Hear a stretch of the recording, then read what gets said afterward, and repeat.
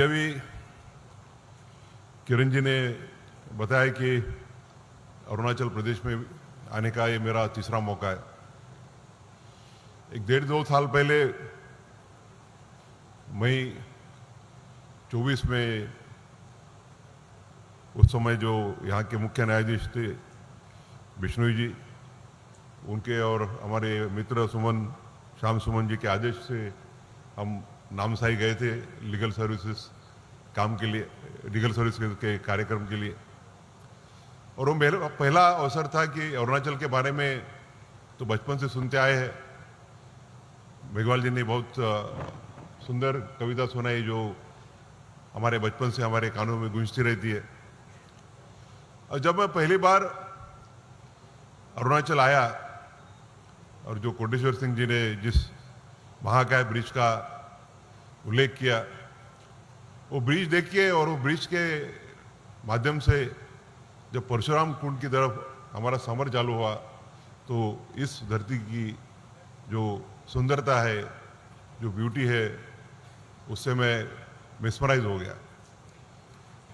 यानी जो लोहित नदी के किनारे किनारे से पर्वत, एक बाजू में पर्वत थे, एक बाजू में लोहित नदी बहती थी, और ऐसे करके हम वहाँ परशुराम कुंड में गए।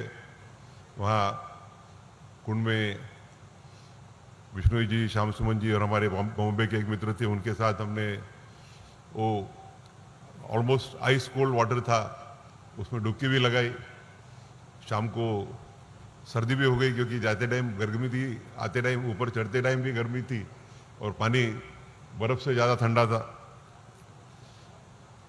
तो देख के तभी से एक अरुणाचल प्रदेश के बारे में मेरे मन में एक प्रेम निर्माण हुआ।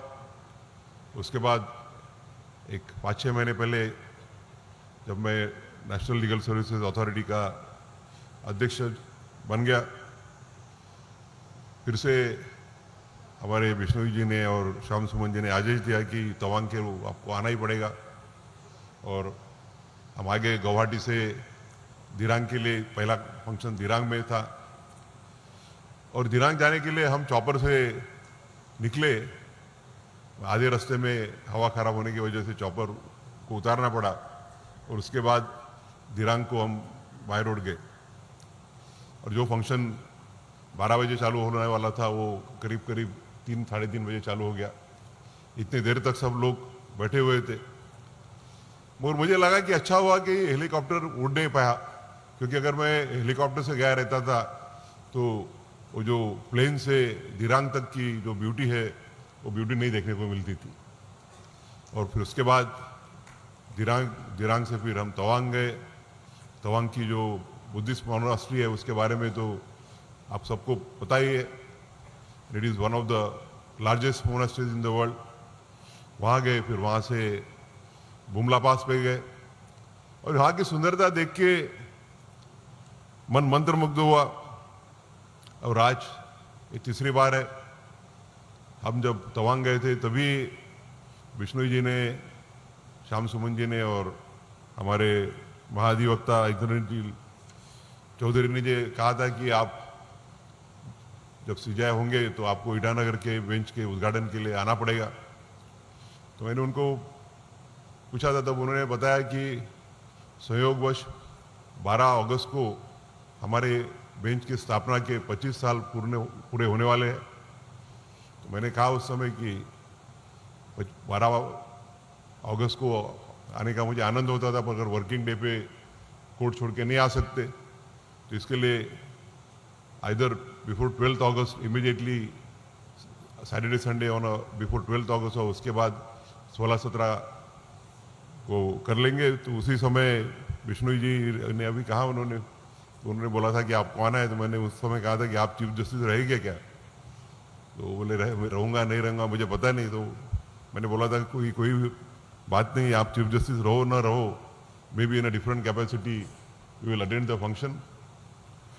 और सिर्फ अरुणाचल की धरती सुंदर नहीं है, यहाँ के जो लोग, मैंने जो अनुभव किया इन 2-3 सालों में, एक जिनको बोलते हैं अपन कि मन से सुंदर, मन से शुद्ध और जो दूसरों को प्रेम देने वाले लोग हैं, ऐसे लोग हैं। और कल से तो हम माननीय मुख्यमंत्री जी के मेहमान नवाजी देख ही रहे। उसके पहले तवांग में एडवोकेट जनरल साहब की मेहमान नवाजी थी, उसके पहले हमारे सुमन श्याम जी की नामसाई में। तो देखा है कि यहाँ के लोग मन से अतिशय सुंदर है, अतिशय पवित्र है। और इस प्रसंग पे मुझे एक जो अरुणाचल के ऊपर जो कविता लिखी हुई है, उस कविता को पढ़ने के मोह से मैं खुद को नहीं रोक पा रहा हूँ। तो कहा गया है कि भोर की लाली पर्वतों का श्रृंगार, सूरज की पहली किरण अरुणाचल का उद्वार। हरी भरी वादियाँ, नदियाँ कल कल बहती, फूलों से सजी धरती, खुशियाँ यहाँ रहती। ऊंचे ऊंचे पर्वत स्वर्ग सा ये नजारा, बादलों से बातें करेंगे देवदार के द्वारा, जनजातियों की संस्कृति यहाँ की पहचान, वीर जवानों का देश अरुणाचल महान। बहती नदियाँ खेतों में हरियाली छाई, प्रकृति की गोद में अरुणाचल की तरुणाई। कितने सुंदर शब्दों में अरुणाचल को डिस्क्राइब किया गया। जब बुमला में गया तो पता चला कि भारतीय सैनिकों के साथ वहाँ के जो लोकल लोग थे, उन्होंने जो चाइनीज एग्रेशन हो रहा था उसको रोकने के लिए किस तरह से सैनिकों को मदद की। और मेरे ख्याल से बोमडिला पास है, वहाँ पे एक जवान ने स्थानिक लोगों के साथ में चीनी लोगों को करीब एक पूरा दिन रोक के रखा था। ऐसी वीरों की धरती, ऐसी सुंदर लोगों की धरती को मेरा सर्वप्रथम प्रणाम।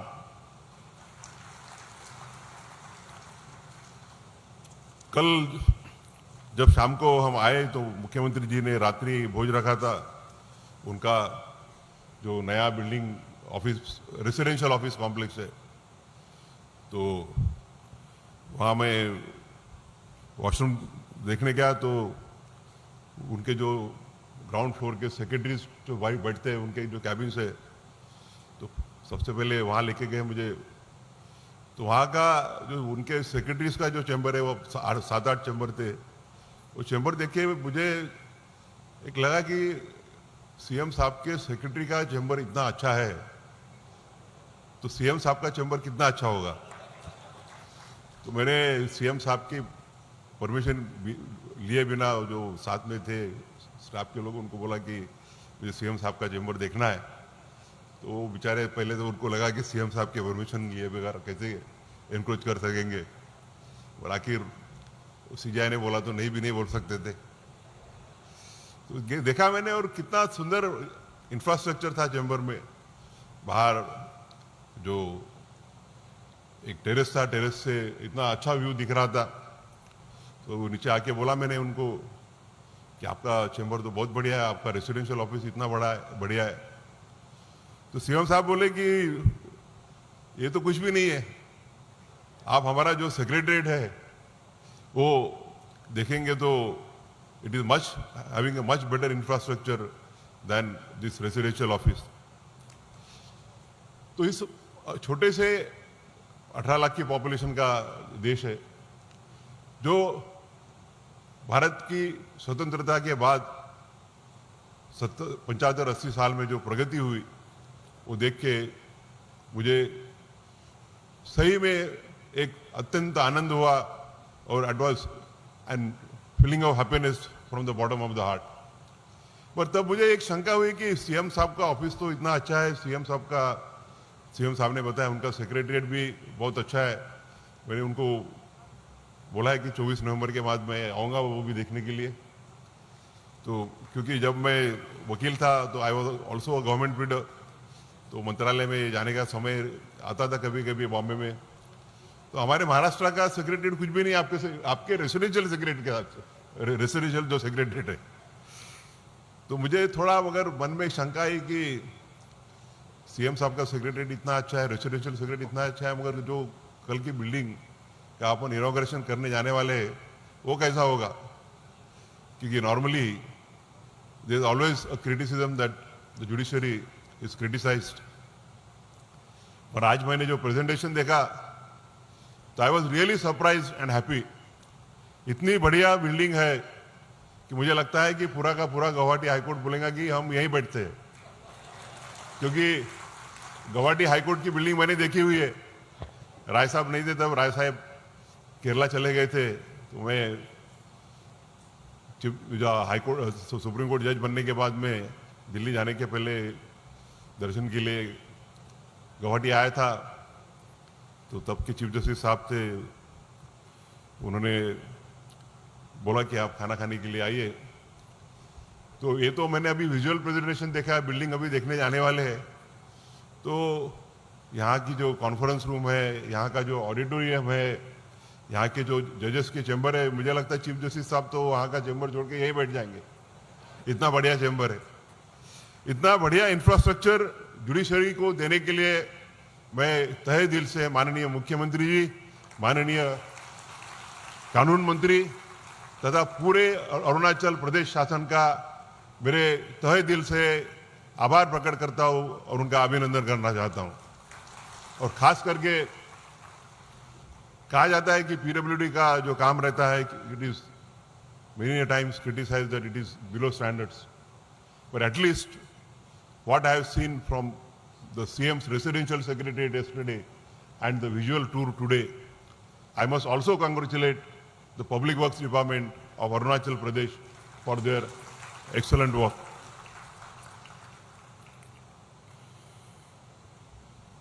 माननीय मुख्यमंत्री जी ने पहले तो संदीप जी ने बताया कि यहाँ जो जुडिशियल डिस्ट्रिक्ट है वो कितने कम थे।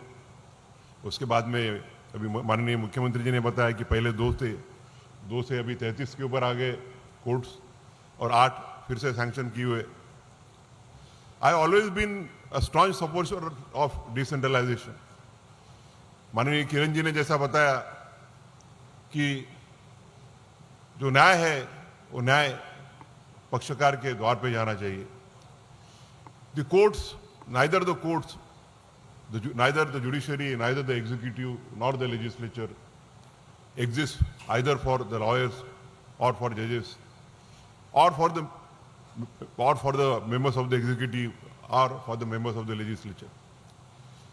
It's all of us, whether it be executive, whether it be the parliament, legislature and the judiciary, they all exist for giving justice to the last citizen of this country. And therefore, a coordinated and calibrated effort on behalf of the executive, the judiciary and the legislature is necessary so that every step is taken to ensure that the citizen gets justice at the earliest and at the least cost.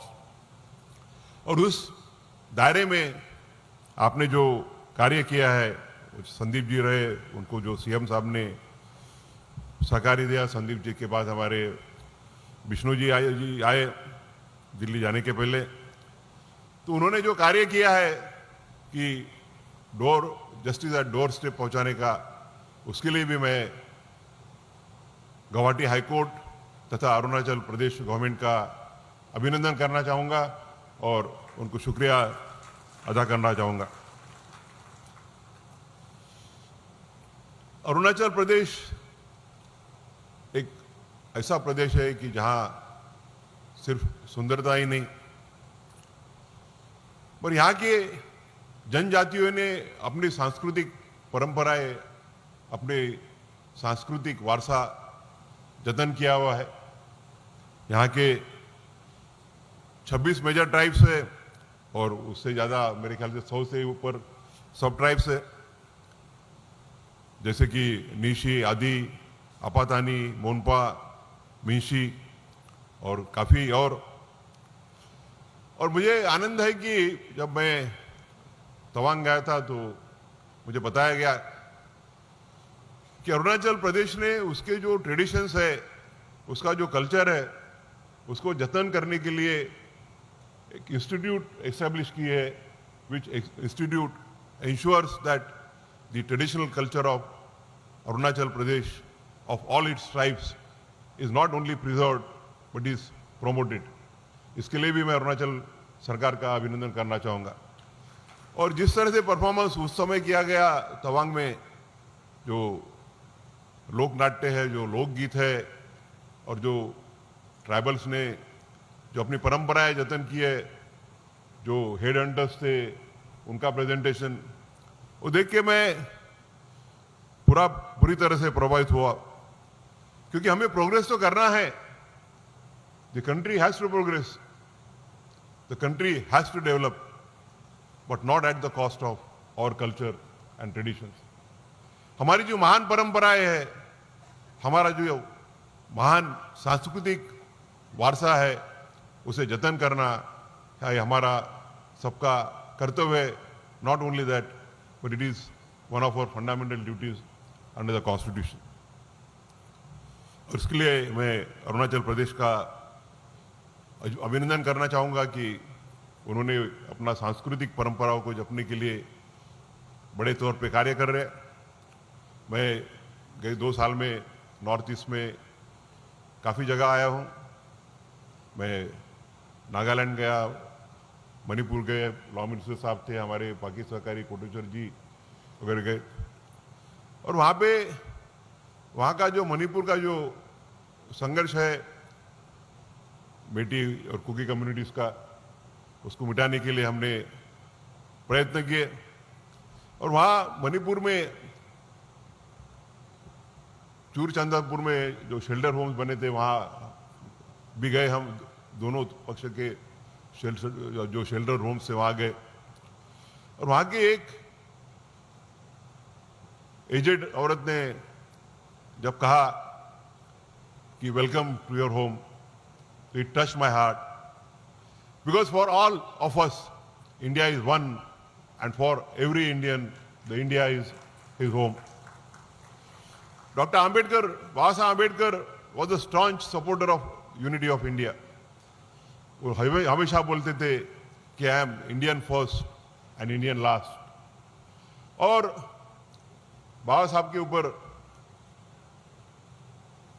Criticism किया गया कि जो constitution उन्होंने बनाई है, it is more addicted to a unitary nature of the constitution. केंद्र शासन में ज़्यादा अधिकार दिए गए हैं। और उसी समय दूसरे पक्ष ने एलिगेशन किए, क्रिटिसिज्म किया कि the constitution is too federal, राज्यों को ज़्यादा अधिकार दिए गए हैं और इससे राज्य को एक संघ रहने में मुश्किल होगी। पर बाबा साहब ने कहा कि our constitution is neither too federal, neither too unitary, but I can assure you that we are giving a constitution to the country which will keep India united and strong in times of peace and in times of war। और आज हम देखते हैं 75 साल के बाद भारत के ऊपर बाहर से एग्रेशन हुए, इंटरनल डिस्टर्बेंसेस हुए। कुछ काल ऐसा आया था 75 और 80 के बीच में, पर इस सब परिस्थिति के बाद भारत सिर्फ एक संघ और मजबूत नहीं रहा, तो भारत आज प्रगति की ओर, एक डेवलपिंग कंट्री तो है ही, बट डेवलप्ड नेशन के तरफ अपना जर्नी कर रहा है। और इसका अगर श्रेय किसको है तो भारतीय राज्य घटना को है। It's the Indian constitution which has kept India united and strong and has paved the way for the development of the country। और इसके लिए मैं किरण रिजिजू का आभार मानना चाहूँगा कि उन्होंने बोला कि आप सबने डॉक्टर बाबा साहब आम्बेडकर के बारे में पढ़ना चाहिए। मैं उसके आगे जाके कहना चाहूँगा कि आपने सिर्फ डॉक्टर बाबा साहब आम्बेडकर के बारे में नहीं, परंतु डॉक्टर बाबा साहब आम्बेडकर और उनके सहयोगियों ने, उनके साथियों ने जो हमें जो कॉन्स्टिट्यूशन दी है, उस कॉन्स्टिट्यूशन के बारे में आपने सबने पढ़ना चाहिए, उसका अभ्यास करना चाहिए। हर लोगों का अपना अपना धर्म ग्रंथ है, किसका बाइबल है, किसका भागवत गीता है, किसका कुरान है, मगर हर इंडियन का, हर भारतीय का सबसे बड़ा अगर कोई ग्रंथ है तो वो है भारत का संविधान, the constitution of India. And everybody has to be give its first allegiance to the constitution of India. आपका नॉर्थ ईस्ट जो है, it's one of the most important parts of the country, और यहाँ के जो ट्राइबल्स है उनके special provision देखते हुए भारत के संविधान में शेड्यूल 5 और शेड्यूल 6 के अंतर्गत स्पेशल प्रोविजंस किए गए हैं, जिसके तहत जो अपने कल्चरल ट्रेडिशंस है, स्पेसिफिक ट्रेडिशंस है, वो अरुणाचल प्रदेश के हो या मिजोरम के हो या नागालैंड के हो, उसका जतन किया जाए, वहाँ के आदिवासियों का रक्षण किया जाए, वहाँ के जो जनजातियाँ है they should be saved from the exploitation. हर एक की अलग अलग ट्रेडिशन है। मैं जब नागालैंड गया था तो आई वॉज जस्ट इम्प्रेस्ड। जैसा मैं पहले जब हाईकोर्ट जज था तो गाड़ी सिर्फ एक एस्कॉर्ट मिलती थी, उसके बाद सुप्रीम कोर्ट में गया तो एक सामने पायलट और एक्सपर्ट, फिर थोड़ा सीनियर जज बनने के बाद गाड़ियाँ बढ़ी, सीजीआई बनने के बाद में और बढ़ी।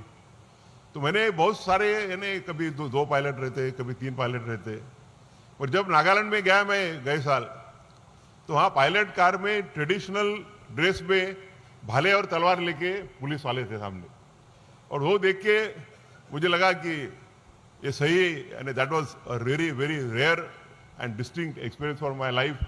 तो पहली बार मैंने वो पायलट के जो सामने के थे वो मेरे वीडियो पे कैप्चर किया। तो अपना सबका कर्तव्य है कि अपने ट्रेडिशंस का जतन करना चाहिए, उसको आगे बढ़ाना चाहिए। समय काफ़ी हो गया है, फंक्शन 1 घंटा करीब करीब लेट हो रहा है, इसके लिए मैं ज़्यादा समय लेना नहीं चाहूँगा। मैं इतना ही कहूँगा कि बाबा साहब आम्बेडकर कहते थे कि constitution is a weapon for bloodless revolution. इस देश में सामाजिक क्रांति के लिए, इस देश में आर्थिक क्रांति के लिए रक्त विहीन क्रांति का भारतीय संविधान एक मार्ग है। अब बाबा साहब बोलते थे हमेशा कि मैं उनके 25 नवंबर 1950 के भाषण का हरदम उल्लेख करता रहता हूं। बाबा साहब कहते थे कि we have given the political equality to our country, but political equality without economic and social equality beneath it has no value। जब तक हमारी राजकीय समानता सामाजिक और आर्थिक समानता में परिवर्तित नहीं होती है, तब तक राजकीय समानता को कोई अर्थ नहीं है। और बाबा साहब ने कहा कि आज 1950 में कि on economic plane where are we, पूरी अर्थव्यवस्था चंद लोगों के हाथ में केंद्रित है और ऐसे करोड़ों लोग हैं कि जिनको 2 वक्त की रोजी रोटी नहीं मिलती है। सामाजिक स्तर पे हम कहाँ हैं? तो we are divided in 4 compartments, जहां एक कंपार्टमेंट से दूसरे कंपार्टमेंट में जाना प्रतिबंधित है। और बाबा साहब कहते थे कि जब तक हम ये विरोधाभास है, ये कॉन्ट्राडिक्शन है दूर नहीं करेंगे, तब तक इस देश में सही मायने में जो डेमोक्रेसी है वो स्थापित नहीं होंगी। और अगर हम ये करने में नाकामयाब रहे तो इस डेमोक्रेसी का जो इमारत हमने बड़े मुश्किल से खड़ी की है, it will collapse like a house of cards. और आज मुझे खुशी है कि हमारे कॉन्स्टिट्यूशन को जो हमने 26 जनवरी 1950 को हमको दी, उसको 75 वर्ष पूरे हुए। इस 75 वर्ष की जर्नी में इस देश में सामाजिक और आर्थिक समानता लाने के लिए एग्जीक्यूटिव रहो, लेजिस्लेचर रहो, they have marched towards that goal. The judiciary has also played a supportive and proactive role. 1973 तक जो विवाद था कि between fundamental rights and directive principles what will be important, and the supreme courts view was कि जहां जहां fundamental rights और directive principles का संघर्ष होगा तो directive principles would be superior and the directive principles will